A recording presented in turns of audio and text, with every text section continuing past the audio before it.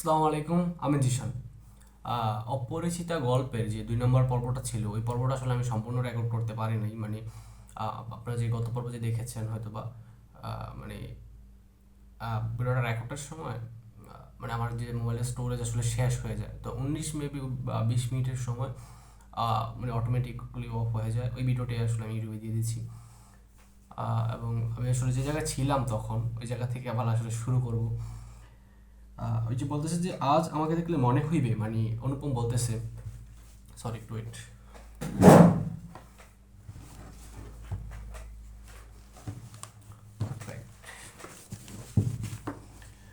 বলতেছে যে আজ আমাকে দেখলে মনে হইবে আমি অন্নপূর্ণার কোলে গজাননের ছোট ভাইটি। বলতেছে যে মা, মানে ওই যে হিন্দু ধর্মের অনুযায়ী যে মা দুর্গা দেবী যে রয়েছেন, ওনার কোলে অন্নপূর্ণার মানে গজাননের মানে গণেশের যে ছোট ভাই কার্তিক। তো এই ভাই মানে ভাইয়ের মতো মানে আদর, মানে মোট কথা ছিল আদরের বুঝিয়েছে বা শৌখিনতা বুঝিয়েছে, এরকম ব্যাপার, ঠিক আছে?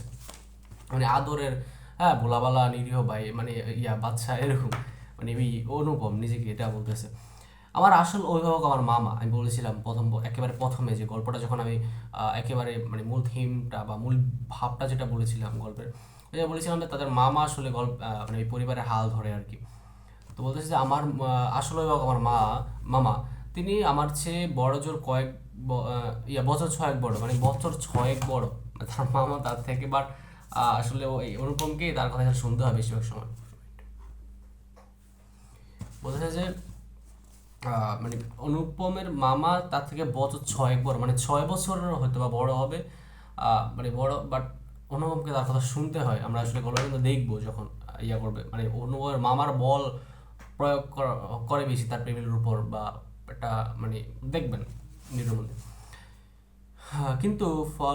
কিন্তু ফাল্গুর বালির মতো তিনি আমাদের সমস্ত সংসারটাকে নিজের অন্তরের মধ্যে শুষিয়ে লইয়াছেন। মানে তার বাবা মারা যাওয়ার পর তার সংসারের মধ্যে যত দায়িত্ব কর্তব্য বা তাদের সংসারকে একটা বেঁধে রাখা এক সুতো এরকম ব্যাপার সেবার আর কি, যে তার সংসারের সকল দায়িত্ব বা কর্তব্য ওটা নিজের ঘাড়ে নিয়েছেন, বা সকল কিছু তিনি দেখে শুনে রাখেন তাদের সংসারের, মানে অনুপমদের সংসারের, কারণ তার বাবা মারা গেছে আর কেউ নাই।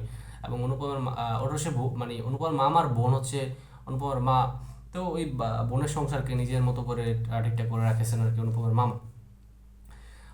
তাহাকে না খুঁড়িয়া এখনকার এক গস্থূয় রস পাইবার জো নেই। মানে তাকে আসলে না খুঁড়িয়া, মানে তাহারকে আসলে মানে এটা যে বোঝাচ্ছে যে মানে তাহার কথা ছাড়া বা তাহার মানে মত ছাড়া কোনো কিছু আসলে সম্ভব না, আর কোনো কিছু হয় না আমাদের এখানে।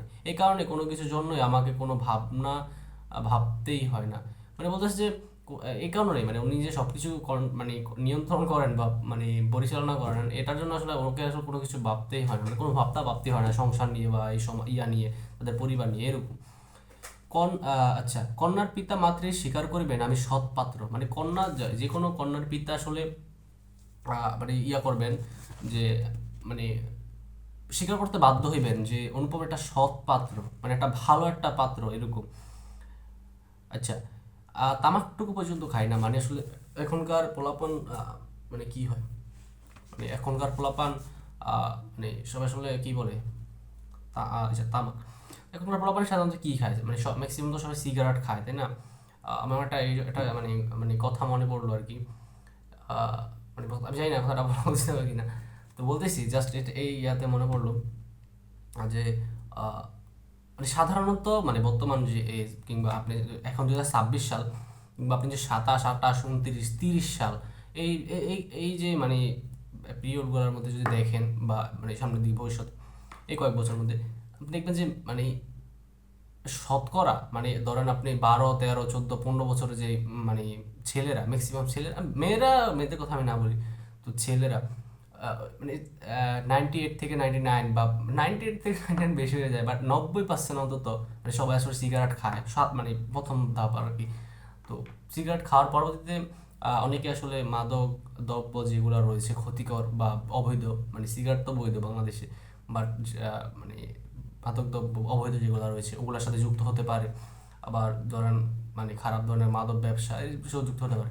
তো এটা নিয়ে আমি যেটা বলতে চাচ্ছি যে আমার এক বন্ধু আমাকে একদিন বলে যে মানে সিগারেট কি বলে, আচ্ছা মানে মানে বলতেছে যে কয়েকদিন পর যখন বিয়ে করতে, আচ্ছা ওয়েট, আমি কথাটা ঠিক মানে সাজিয়ে বলতে পারতেছি না। আচ্ছা আচ্ছা, এটা না বলেছি, ঠিক আছে, সরি। মানে আমার আসলে পড়াশোনার মধ্যে তামাক টামাক নিয়ে আসাটা উচিত হবে না।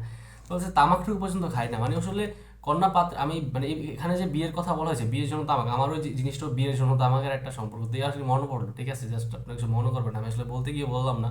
যাই হোক, তো বলতেছে যে কন্যা পিতা মানে যে কোনো কন্যার বাবা, আমি যখন যদি বিয়ে করতে যাই কখনো, মানে অনুপম বলতেছে যে যে কোনো কন্যার বাবা বা যে কোনো পাত্রীর বাবা আসলে আমাকে সৎপাত্র বলতে বাধ্য হইবেন, কারণ আমি তামাক পর্যন্ত খাই না, কারণ যে জায়গায় সাধারণ ছেলেরা বা বড় লোকের ছেলেরা বা গরিব যে কেউ তামাক খায়, মানে তামাক বলতে আসলে সিগারেটকেও তামাক বলা যায় এক অর্থে, হ্যাঁ, যদি আসলে এটা আমাদের দেশে বৈধ।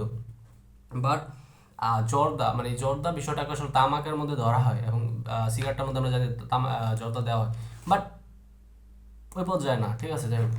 তো ভালো মানুষ হওয়ার কোনো আহ, ঝঞ্ঝাট নেই, ভালো মানুষ হওয়ার মধ্যে কোনো ঝামেলা নেই।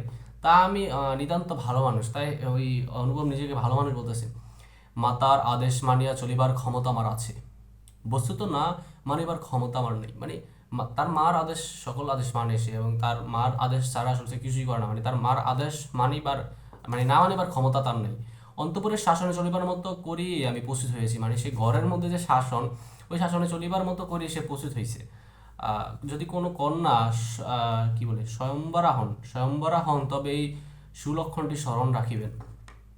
বলতেছে যে স্বয়ম্বরা বলতে হচ্ছে যে মেয়ে আসলে নিজের বিয়ে নিজে মানে করে, মানে একটা আছে না যে মানে পাত্রীকে মানে পরিবার থেকে ঠিক মানে কি বলে, মানে এটা এটা কি বলে, অ্যারেঞ্জ ম্যারেজ বলে আসলে, হ্যাঁ, ইংলিশেতে। তো অ্যারেঞ্জ ম্যারেজ, আচ্ছা, আর একটা হচ্ছে লাভ ম্যারেজ বলে, যাই হোক, হ্যাঁ। তো একটা লাভ ম্যারেজ, এটা এটা স্বয়ংবরা মানে হচ্ছে মেবি এটা লাভ ম্যারেজের কথা বলা হইতেছে। যে যে মানে পাত্রী আসলে নিজে যোগ্যতা নিজে অর্জন করছে বিয়ে করার জন্য, বা নিজেরটা নিজে বিয়ে করে, বা নিজের পাত্র নিজে দেখে, মেয়ের এটা আর কি, নিজের পাত্র নিজে দেখা। মানে আমি আসলে ঘামতেছি প্রচুর পরিমাণে, আমি প্যান বন্ধ করে রাখছি বারবার, আসলে আমার মুখের যে ঘাম মুছতে হচ্ছে, দুঃখিত। তো বলতেছে যে মানে স্বয়ংসম্বরা মেয়ে থাকেন, আমার এই গুণটি আসলে লক্ষ্য রাখিবেন। কোন গুণটি? সে আসলে অন্তঃপুরে শাসনে থাকতে পারে, মানে আচ্ছা, এই যে মানে অন্তঃপুরে শাসনে থাকা মানে বলতেছে বিয়ের পরে মানে একটা শাসন আছে না, মানে স্ত্রী মানে স্বামী স্ত্রীর কথা শুনে চলার একটা ব্যাপার স্যাপার আছে না, মানে আপনি মানে আমি তো আসলে এটা বিষয়টা বুঝবো না। আহ, মানে একটা আশেপাশে না যে মানে স্ত্রীর কথা শুনে চলার একটা ব্যাপার স্যাপার আছে না। তো ওইটাই বলতেছে যে আমি আসলে অন্তঃপুরে শাসনে চলার মতোই করে আমার মা বানাইছে, মানে আমাকে কথা বললে আসলে আমি শুনি, সবার কথাই শুনি, আমার মায়ের কথা শুনি, মামার কথা শুনি, তার মানে আমার স্ত্রীর কথা শুনবো।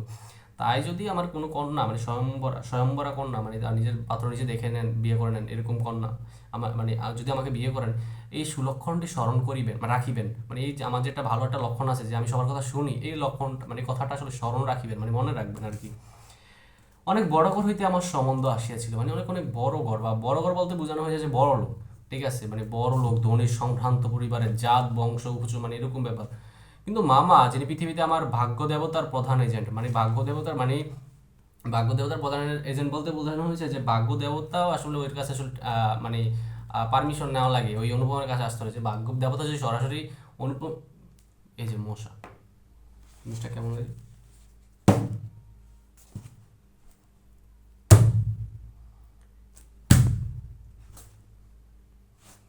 আমি অনেক দুঃখিত, এই মশাটা আসলে আমাকে খুব বাজেভাবে ডিস্টার্ব করতেছে, আমি প্যান্টটা বন্ধ করে রাখছি এই জন্য। যাই হোক, তো বলতে আমি যেটা বলতেছিলাম যে বলছে যে মামা হচ্ছে ওর ভাগ্য দেবতার প্রধান এজেন্ট। দাঁড়ান আমি আমার লাইনটা খুঁজে নিই। আচ্ছা, এজেন্ট বলতেছে যেমন ভাগ্য দেবতা যদি ওই অনুপমার কাছে আসতে চায়, মানে ওর ভাগ্য পরিবর্তনের জন্য, প্রথমে আসলে মামার কাছে এসে বাধা খেয়ে যাবে, মানে বাধা পেয়ে যাবে। মামা আসলে ওর সব কিছু, ঠিক আছে, ভাগ্য নির্ধারণ করার মতো ক্ষমতা রাখে, বা মামা আসলে ওর ভাগ্য নির্ধারণ করে এরকম। বিবাহ সম্বন্ধে তার একটা বিশেষ মত ছিল, মানে বিবাহ সম্বন্ধে তার একটা বিশেষ মত ছিল। ধনী কন্যা তার পছন্দ নয়, মানে মামার আবার ধনী কন্যা মানে ধনী বাবার কন্যা মেয়ে আসলে পছন্দ নয়। কেন পছন্দ নয়? আমাদের ঘরে যে মেয়ে আসিবে সে মাথা হেট করিয়া আসিবে, এই তিনি চান। মানে বলতেছে তার বড়লোক ঘরের মেয়ে পছন্দ নয়। কেন পছন্দ নয়? তার কারণ হচ্ছে যে সে চায় যে একটা মেয়ে যখন তার ঘরে আসবে মাথা হেট করে আসবে, মানে মানে নত করে আসবে, তার সব কথা শুনবে, তারা যা বলবে তাই করবে, একটা কথা বলবে না, এটার প্রতি ওটার প্রতি কোনো কথা বলবে না, তারা যা বলবে তাই করবে, তারা যা হুকুম করবে তাই, যারা যা নিয়ম বানাবে তাই মেনে চলবে, এরকম একটা মেয়ে চায়। বাট বড়লোক ঘরের মেয়ে আনলে কি ওটা করবে? করবে না, কারণ সে আসলে বংশ কোথাও একটা মানে উচ্চ শিক্ষিত হবে, সে ভালো বংশ, মানে কি বলে, মানে সে ছোটবেলা থেকে সকল জিনিসগুলো তার মধ্যে থাকবে না, যে একটা মানুষের কথা বললে তারটা শুনে ফেলা, কথা শুনবে না। কারণ বড় করে মেয়েদেরকে একটু খুব ভালো আশকারা দেওয়া হয় না সাধারণত, যে তাদের একটা মানে যা চায় তাই দেওয়া হয়, মানে তাদের সকল চাহিদা পূরণ করা হয়, তাদের সকল কথা শোনা হয়, তো সব কিছু দেওয়া হয়, এভরিথিং। এখন যদি আপনি একটা বড় ঘরের মেয়ে আয় না, মানে ওর অন্য সাথে বিয়ে দিয়া যদি বলে যে এটা শোনো, ও শুনবে না। কিন্তু গরিব ঘরের মেয়ে শুনতে বাধ্য, ঠিক আছে? মানে বিষয়টা আসলে এমন, এটাই বলতেছে। এই জন্য আসলে মামা গরিব বড় লোক ঘরের মেয়ে পছন্দ করে না, বা বড় ধনী কন্যা তার পছন্দ নয় মামার। অথচ টাকার প্রতি আসক্ত তার অস্থিমজ্জায় জড়িত। কিন্তু গরিব ধনী ঘরের মেয়ে যদিও পছন্দ না, বাট টাকার প্রতি যে আসক্তি মামার, ওইটা আসলে তার অস্থিমজ্জায় জড়িত, মানে তার শিরায় শিরায় জড়িত এরকম। তিনি এমন বেহাই চান যার টাকা নাই, অথচ সে টাকা দিতে কসুর করিবে না, মানে এমন বেহাই চান। বেহাই বলতে কি, পাত্রীর বাবার কথা বলা হয়েছে। তো বলতেছে তিনি এমন বেয়াই চান যে যে টাকা দিতে, মানে টাকা নাই, যে টাকা থাকবে না, বাট টাকা দিতে কখনো মানে নড়চড় হবে না তার, যে মানে টাকা দিতে যে কোনো কি বলে, মানে টাকা দিতে সে কখনো ভয় পাবে না, বা টাকা দিবে এমন, বা যৌতুক বলে, বা যেটাকে পণ বলে এমন।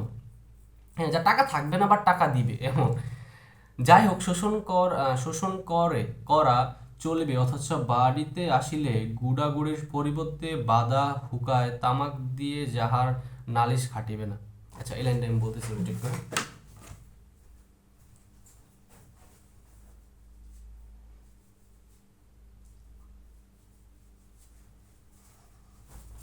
দুঃখিত, মানে আমি আসলে ঘামতেছি পুরা। যাই হোক, কি বলতেছে? আচ্ছা, বলতেছে যে যাকে শোষণ করা চলিবে, মানে যাকে শোষণ করা যাবে। শোষণ তো বুঝেনি, একটা হচ্ছে শাসন আর একটা হচ্ছে শোষণ। মানে শাসন হচ্ছে কোনো কিছু, মানে একজনের ভালো, মানে একজন কল্যাণ করা। আর একটা শোষণ হচ্ছে কি, ওনাকে আসলে শুষে সব বের করে নেওয়া, মানে হচ্ছে যে ওনার মানে ওনাকে আসলে ঋণগ্রস্ত করে ফেলা, বা ওনাকে আসলে ঠকানো, এমন শোষণ, ঠিক আছে? শোষণ করা চলিবে, অথবা বাড়িতে আসিলে গুড়াগুড়ির পরিবর্তে বাদা হুকায় তামাক দিলে যাহার নালিশ খাটিবে না।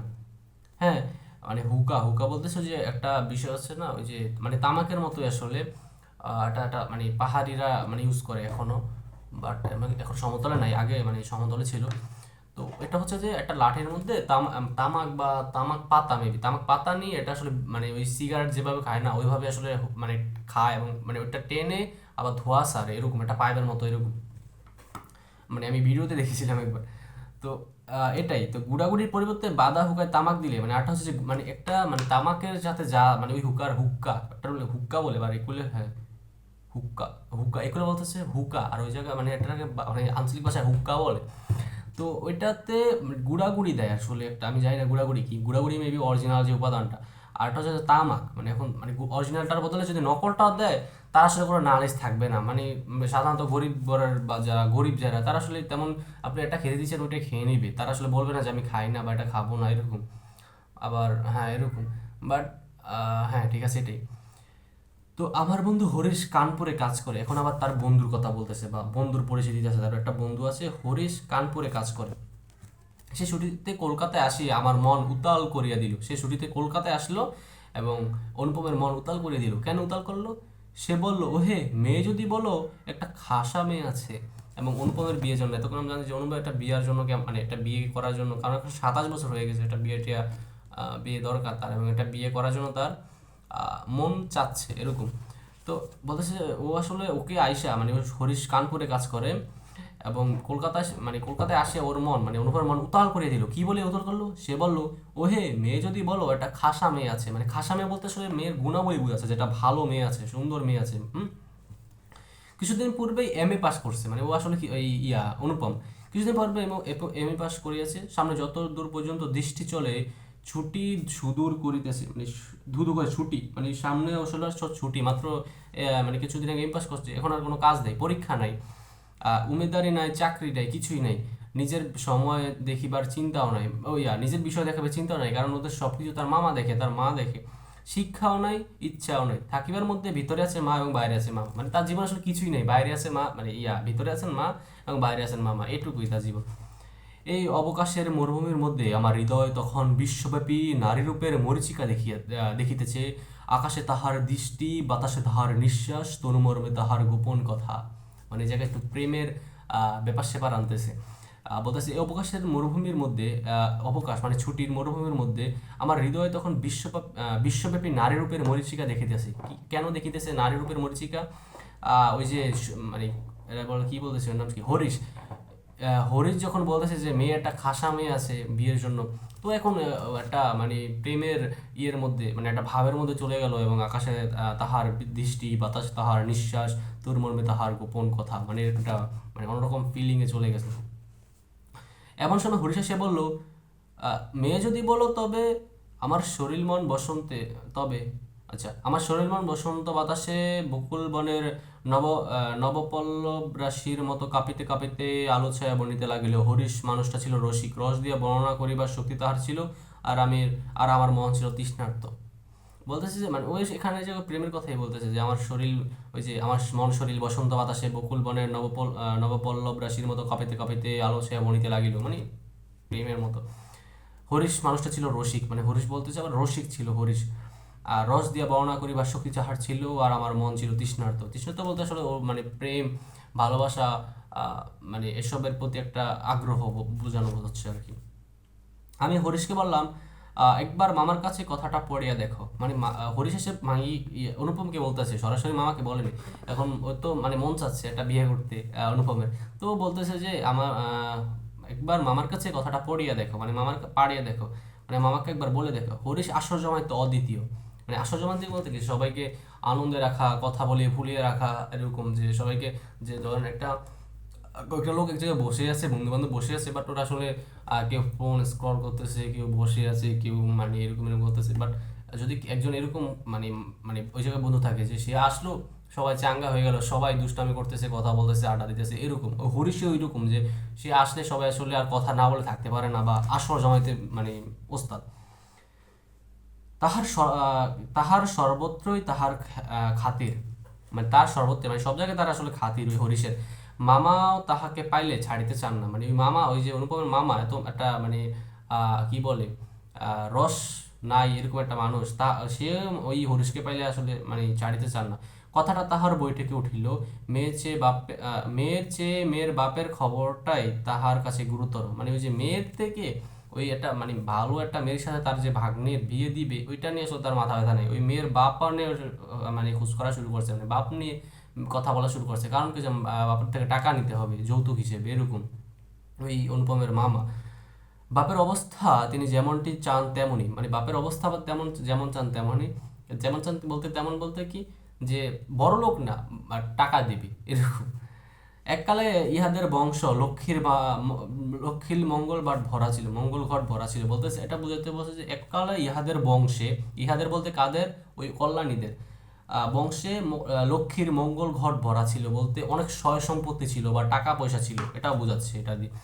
তখন তারা শূন্য, এখন তাহা শূন্য বললেই চলে, মানে এখন নেই ওই আধিপত্য বা টাকা পয়সা, সয় সম্পদ এসব নাই এখন আর। অথচ তলায় সামান্য কিছু বাকি আছে, বলতে এখন আর ওই সয় সম্পত্তির টাকা পয়সা অত পরিমাণ না থাকলেও কিছু মানে অনেকটাই আছে বা কিছু পরিমাণ আছে, এটাই বোঝাচ্ছে। সামান্য পরিমাণ কিছু আছে, আচ্ছা বলতেছে, দেশে বংশমর্যাদা রাখিয়া চলা সহজ নয় বলিয়া ইনি পশ্চিমে গিয়া বাস করিতেছেন। মানে দেশে বংশমর্যাদা মেবি ওটার কথাই বলা হচ্ছে, যে এখন যেহেতু ওদের আসলে আগে জমিদারের মতো অবস্থা ছিল বা টাকা পয়সা প্রচুর পরিমাণে ছিল, তো ওই সময় একটা মানে বৃহৎ একটা অবস্থা ছিল। বাট এখন যেহেতু আসলে বংশমর্যাদা মানে ক্ষীণ হইতে পারে, কারণ টাকা পয়সা সব শেষ হয়ে গেছে, তো এই জন্য আসলে মর্যাদা বলতেছে কি, বংশমর্যাদা রাখিয়া চলা সহজ নয় দেশে।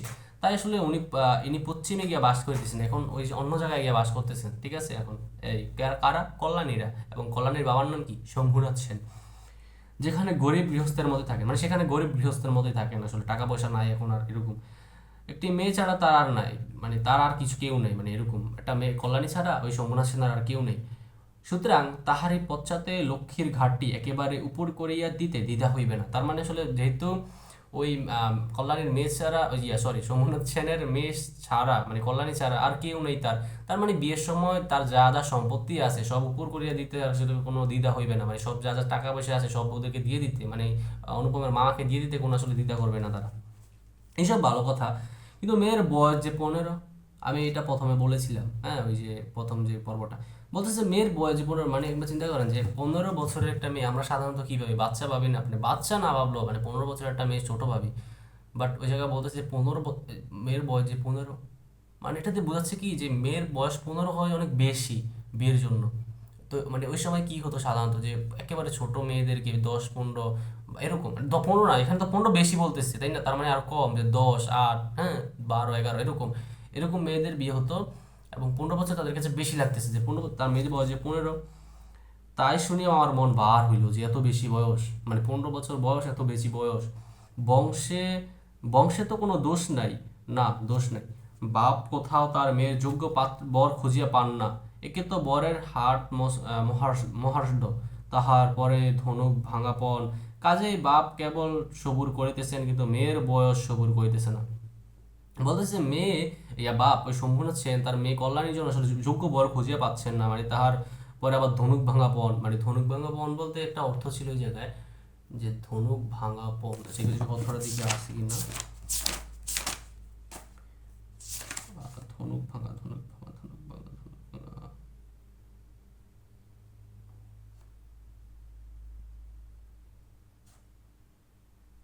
দুঃখিত, মানে ধনুক ভাঙা একটা অর্থ ছিল, মানে মানে এই জায়গায় যেটা বোঝাচ্ছে যে, সরি,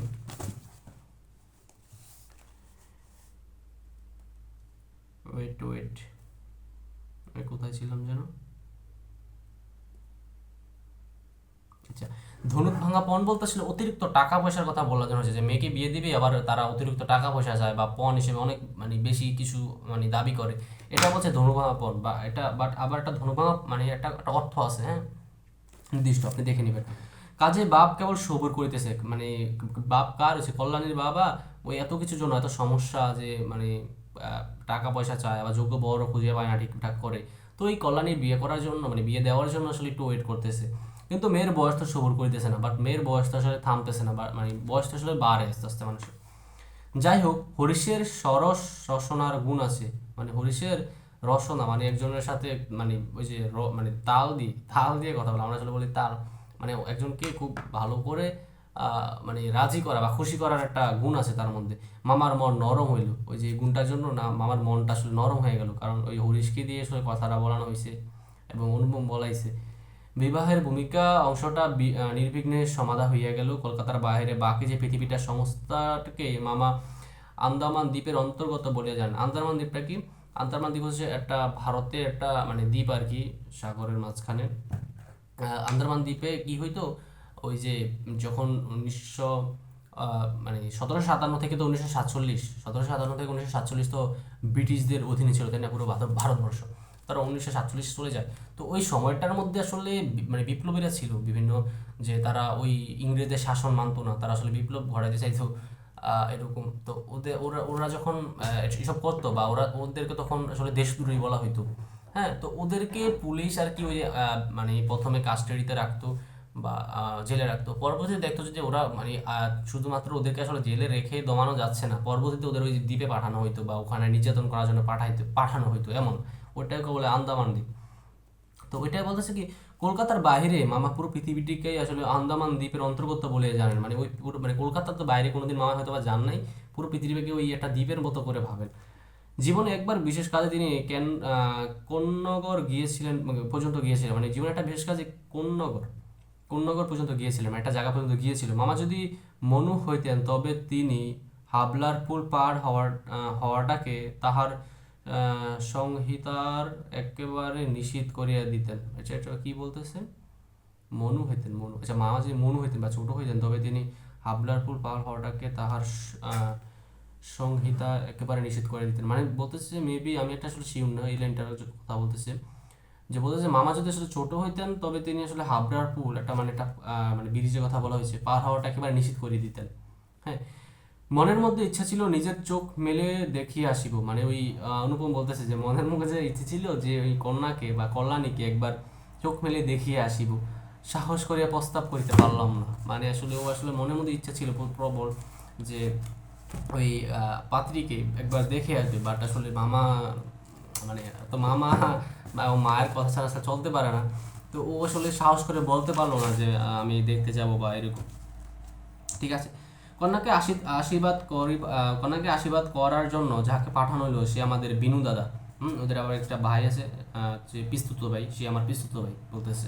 তো ওদের পিস্তুত ভাইকে বিনু দাদা, ওকে পাঠানো হয়েছে মেয়েকে দেখার জন্য, ঠিক আছে, আশীর্বাদ করার জন্য আর কি। তাহার মতো রুচি ও দক্ষতার উপর আমার 16 আনা নির্ভর করিতে পারে, মানে সে যে রুচি এবং যে দক্ষতা এসব বিষয়ের উপর, মানে এটার উপর মানে খুব ভালোভাবে নির্ভর হওয়া যায়। বিনু দাদা ফিরে আসে বলল, মন্দ নহে, খাঁটি সোনা বটে। মানে বলতেছে মানে বিনোদ দাদার উপর বিশ্বাস করতে পারে। এখন বিনোদ দাদা দেখা কন্যা দেখা এসে ফিরা বলতেছে যে মন্দ নহে, মানে পাত্রী মানে ঠিক মানে ভালো আছে, মন্দ নহে, খাটে সোনা বটে। বিনোদ দাদার বাসাটা অন্তত 8, যেখানে আমরা বলি চমৎকার, সেখানে তিনি বললেন চলনসই। অতএব বুঝিলাম আমার ভাগ্যে প্রজাপতির সঙ্গে 50-এর কোনো বিরোধ নেই। এইয়া পঞ্চস্বরের কোনো বিরোধ নেই। বলতেছে যে আমরা যে জায়গায় বলি মানে 8, সরি মানে বিনোদা ভাষাটা অন্তত 8, মানে অনেকটা জটিল, হ্যাঁ, অন্ত বা মানে খুবই রোমাঞ্চকর, এরকম রোমাঞ্চকর না, মানে খুব জটিল ভাষা আর কি। তো আমরা যেখানে বলি চমৎকার, মানে আমরা একটা দেখে খুব আনন্দিত হয়ে গেছি, একটা জিনিস দেখে খুব আগ্রহ, এই জিনিসটা প্রতি আমরা বলি চমৎকার, কি সুন্দর। বাট সে জায়গায় বিনোদতা বলে চলনসই, ঠিক আছে, চলে। বাট এখন বিনোদতা বলতেছেন খাঁটি সোনা বটে, তার মানে আমাদের কাছে এটা কি হবে? মানে বিষয়টা এমন যে আমরা যেটা দেখতে বলছি খুব সুন্দর, বিনোদতা এটা বলতেছে যে চলে। বাট এখন বিনোদতা হিসাব বলতেছে যে হ্যাঁ খাঁটি সোনা, তার মানে এটা খুব চমৎকার বা খুব সুন্দর। এবং এটা কন্যা সম্পর্কে বলা হয়েছে যে কন্যা খুব সুন্দর, চমৎকার, সব দিক থেকে মানে গুণবতী, মানে দেখতে সুন্দর, এরকম ব্যাপার। তো এই জায়গায় আসলে আমাদের যে প্রথম অংশটা এটা শেষ। আমি পরবর্তী ভিডিওতে আবার মানে দ্বিতীয় অংশ থেকে দিব যে বিয়ের সময় কী হলো। যাই হোক, আজকে ভিডিওটা এটুকুই। ধন্যবাদ ভিডিওটা দেখার জন্য। আসসালামু আলাইকুম।